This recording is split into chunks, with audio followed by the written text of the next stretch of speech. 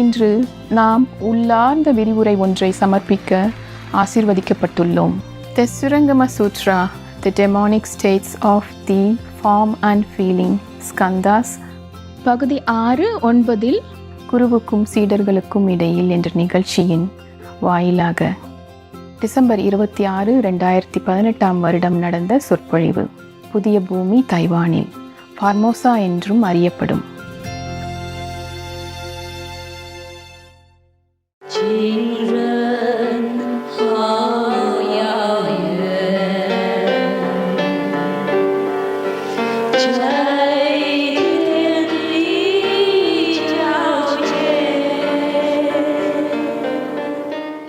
Now the Buddha continued. Ananda, in this situation, the good person experiences a brilliant light. After he realized where all this helplessness come from and the untrue clarity, where does it come from? Then he can see a brilliant light. As a result of the excessive internal pressure in his mind, he is suddenly overwhelmed with such boundless sadness that he looks upon even mosquitoes and gadflies as newborn children. He is filled with pity and unconsciously bursts into tears. As some of you just cry and don't know why. Cry a lot, don't know why. After meditation or sometime during meditation, you just shed tears. It's because your mind, your inside, feeling so sorry for all beings at that time. Okay? So you're getting in some of the compassionate state, in contradictory to the Maya, who has none. He shut it off, he cut it off, so that he can do his job. Now, we always talk about, it's another example for you. Remember, a Buddha has always a person, pestering him around all his lives, yeah? Even when he became Buddha already. He always make trouble for Buddha, even want to kill him. He cannot kill, but then cut one of his toe, by chance. Always make trouble for him, yes. But in some of the sutra, it is explained that Devadatta, knowingly do that. So that the Buddha always improve under all circumstances.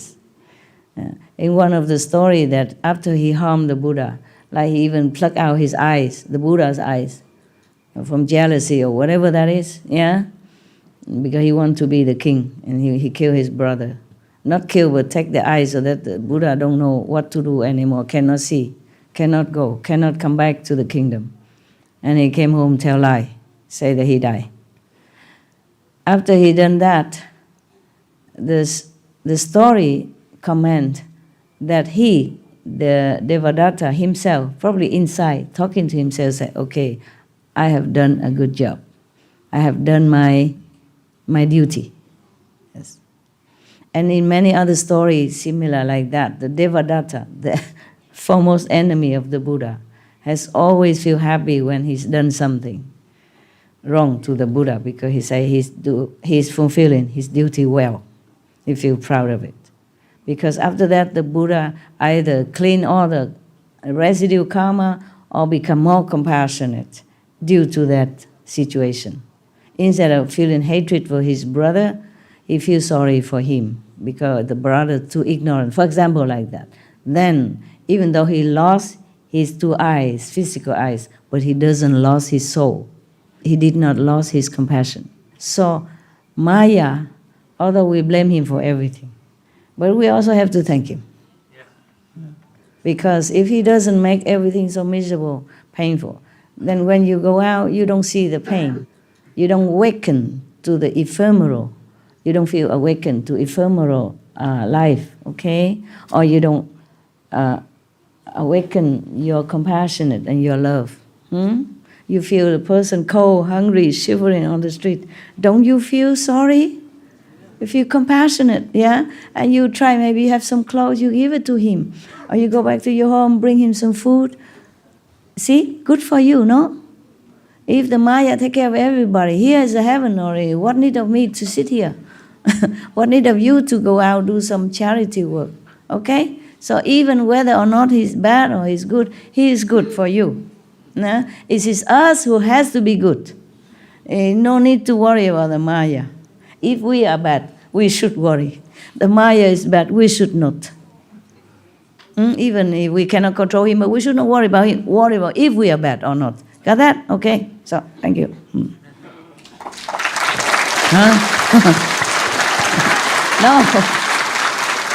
It is true, no?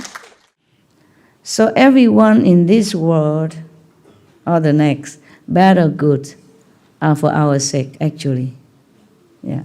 In English, they even say, I was because you are, I am because you will be, something like that, okay? Maybe that's a wise word. Somebody glean this wisdom and tell us in such a short term. So actually, we, you, I, we are connected. We all help each other in some way, bad or good, so that we can improve, progress in our evolution, spiritual evolution. So look upon all with that kind of attitude. Okay? Right. Yeah, I told you before a story about a guy. Whenever he see a drunken person outside, he changed. He become a better person. That drunken and poor beggar outside always sit there where that person passing by. He sit there to help that guy, to remember, to remind him something that he doesn't even realize, but he improve. Yeah, at least he will not become drunken, because he know. Look at a guy who drinks a lot and become a beggar, sitting on the street in the cold weather, has no home, no love, nothing. See what I'm saying? Bad example is for you not to do it. Good example is for you to emulate. Then it's all good. It's all good. Everything good under the sun. Just be good. Then everything's good. Then you can see things more clear, more clearer, and you can understand the situation are not there for us actually to hate, to complain, even though sometimes I say, oh, I hate that Safa, but I don't mean that. You understand what I'm saying? Yeah, that's the way we say things in this world. Actually, I should not say that. It's just habit, you know. I learned it from you guys. Yeah, when I was born, I never say such thing, was I? Yeah. And then we grow up and everybody say this, say that, and then it's become ingrained in us, and then we say the same thing. But try from now on, say things positively, use positive word, instead to say, oh, I feel so sick, to say I'm unwell, or I'm not well, okay? Yes. Or I will be better, I will get better. Okay, we continue, So that person crying in meditation or during meditation or after meditation. Many of you have that, I know that, yes. So, don't ask me, okay? Maybe this is one of the demons that make you cry. So this is called overexertion in suppressing the mind in the course of cultivation. You suppress the mind too much, he bursts into tears. He couldn't bear it. He make all illusion for you. If he understands, then there is no error, no problem, nothing bad. Yeah, but this experience does not indicate sagehood. If he realizes that and remains unconfused, then after a time, this situation will disappear. Yeah, no more crying, maybe laughing from ear to ear. Don't know. But if he consider himself a sage, then a demon of sadness. Now, you know the name of the first demon, okay? There are more to come. Depends on what kind of stage you are in and what kind of realization you have for your own stage and not mistaken for sagehood. This is the first stage, when you sad and you cry and you feel sorry for every little mosquitoes and ants that you remember. Feeling sorry for beings doesn't mean you have to overwhelm yourself with sorrow, okay? Yes. You feel sorry, but you're stationed in your mind, knowing that karma, word, maya. okay? Not overwhelm yourself until you're depressed, so depressed that you want to, take your life or whatever. That is no. If you feel sad and feel too sorry for all beings, overwhelmingly sadness, no, okay? You can be sad, but don't fall, okay? Don't feel like this is the end of everything. So it's better he control himself and know in his state of evolution, spiritual evolution. Then the demon of sadness will not come. I'm explaining here now, okay? Otherwise, the Buddha say the demon of sadness will enter his mind.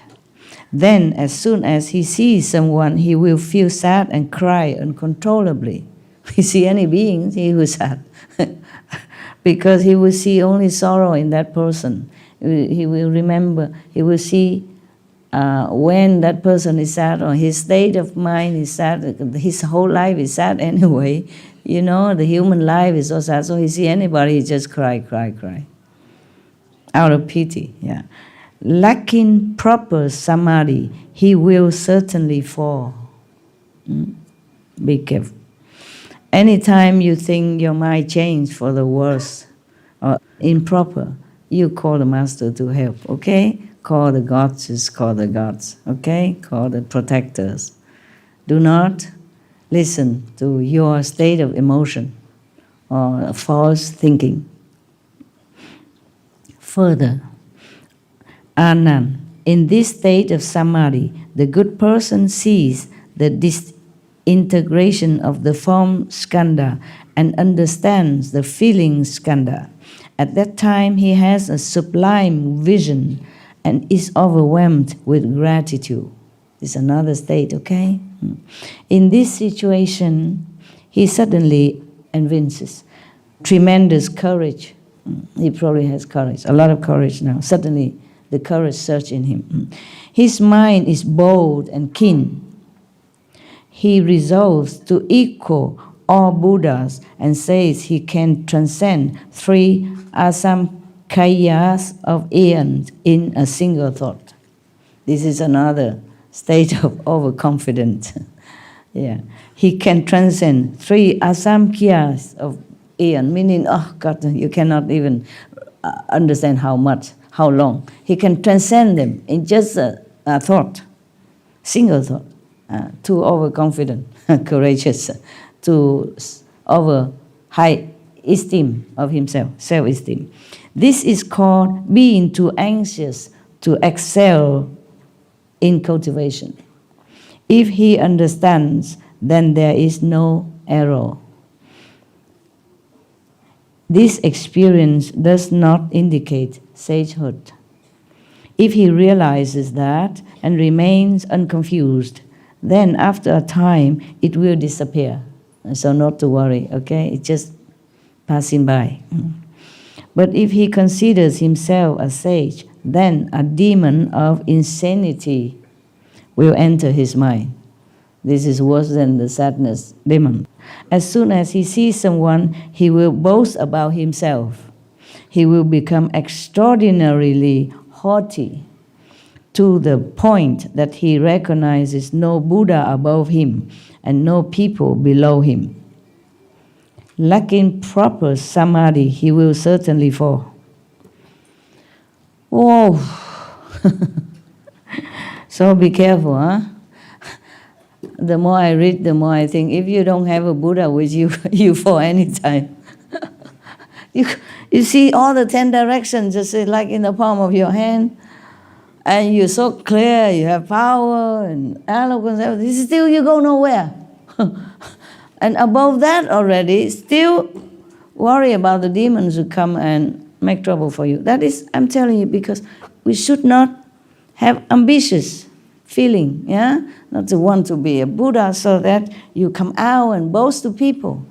If you ever want to be a Buddha, it's just because your compassion. Because you see all beings suffer so much, and you wish that you could have some power so you can help somehow. That is the only reason that you want to be Buddha. Not so that you go out and lecture or have a lot of disciples worship you, making you a lot of offering, build houses for you, etc., etc. Become famous, become like a big shot, being worshipped, being believed in, just for the sake of being big. Then it's wrong. Then it is your fault that you deserve any demons that come to you, any at all, or all of them. Don't ever want any fame in this world. What for? How long it lasts you? To be famous, I told you already, it's a nuisance. Yeah? People will be envious with you. They try to make trouble for you, harm you. You always, almost like you have to always run for your life. Truly like that. Especially if you're not in political arena, you don't have bodyguards, you don't have nothing. It's not a position to desire, okay? To be envy.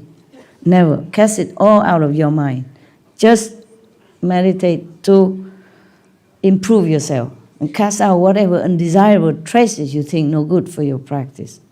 Pray always for protection and help so that your ego will not harm you in any way, so that your compassion will grow and grow and grow, so that wherever you go, your spiritual blessing and power will influence people for the better, will help them in any way, in some way, with or without your knowledge. Okay? If you're good, people will be blessed. Just like sandalwood tree, it will just give fragrance. A rose will give you beautiful, kind of fresh fragrance and make you feel good. Okay? The rose don't boast of her fragrance or achievement. The sun doesn't keep claiming his benefit to the world. He just does. Okay? Yeah. Same, we spiritual practitioners must have only one goal in mind, that's benefit others. As small way, big way, whatever way we can. Yeah? Better we don't even know it. So our ego don't make a nose become higher. Okay? Yeah, when I not yet learned Kuan Yin method, I met some Buddhist monks. And they let me some sutra and all that. And one day they say, okay, you like a ceremony, you want to be their underling, the protectee. Yeah. Then you make a ceremony. You buy fruit, incense to offer to the Buddhas. Yeah, and resolve that you want to be a Buddhist, a good Buddhist. Yeah, like that.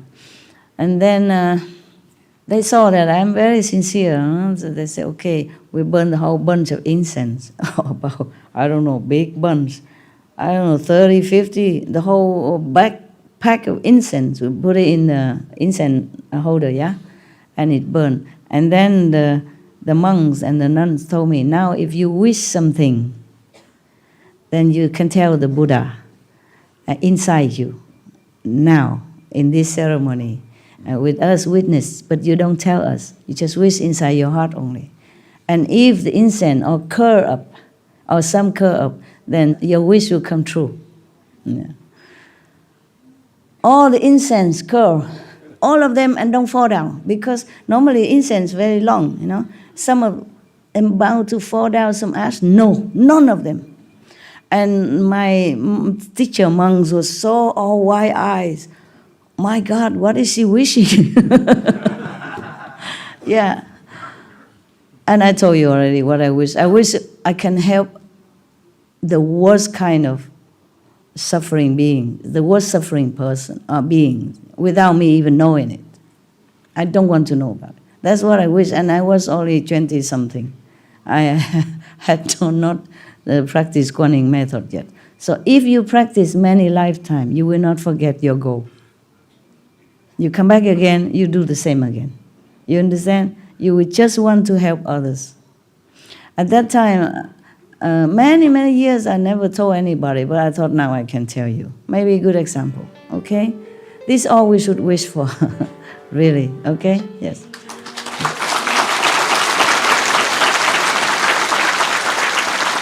because my wish really come true. So I'm happy to tell you that if you really wish like that, it will come true.